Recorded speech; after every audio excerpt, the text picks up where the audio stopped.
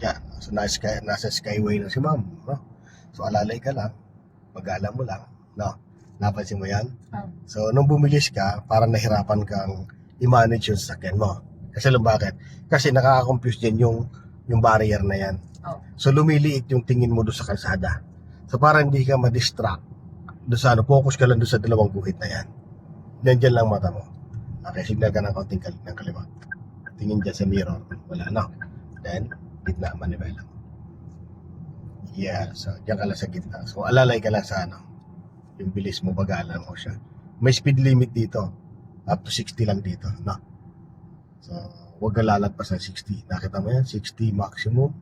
So, huwag ka lalagpas. So, magandang laro dyan, mga 50, 55. Mga ganun lang. So, diretso ka lang. It's possible ka mahuli dito. Kasi, una dyan, kung bakit bawal yung lumagpas sa 60. Kurbada kasi dyan. Tapos, dalawahan pa tong lane. Masikip yung area. So, ngayon, kung mabilis ka, so possible pa nagkamali ka ng tansyahan mo dyan, pwedeng magkasabit-sabit kayo. Ganito, may nagme-merge pa. So, kaya, observe mo yung speed limit mo.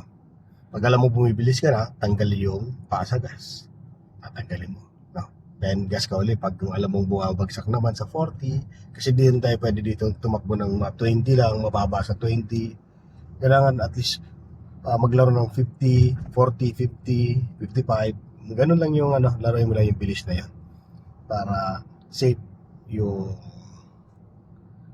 mga sakyan, So, hindi kayo magkakarampol dito. Yan. Tapos, focus ka lang lagi sa unahan. Yun na yung sinusundan mo lang. Tapos, yung guhit na yan, tinan mo yung nasa kabilang lane, nasa kaliwa.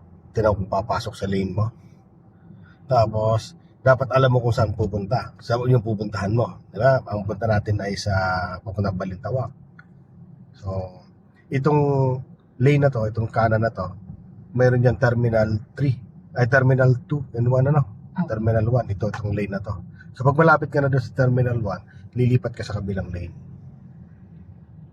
Yun.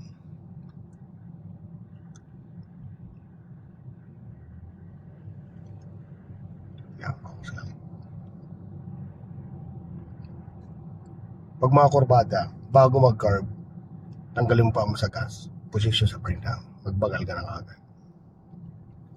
Mahirap kuhanin ng kurbada lalo pag ganyan may mga sasakyan, tapos medyo madikit, tapos baguhan ka pa, mahirapan ka.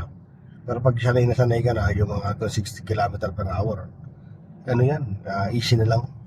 Easy lang yan. Signal ka ng kaliwa, ma'am. Tapos silip ka muna dyan kung malayo yung nasa likuran. Kasi mag-change tayo ng lane. Okay, dagdag ka ng gas. Dagdagan mo pang gas. Ganun lang Iyan. Then, alali na sa brake. Okay, tanggal na signal. Yan, sundan mo lang yan. Kasi itong kanan na to, yan, may camera yan Bawal ka lumagpas sa 60 yan.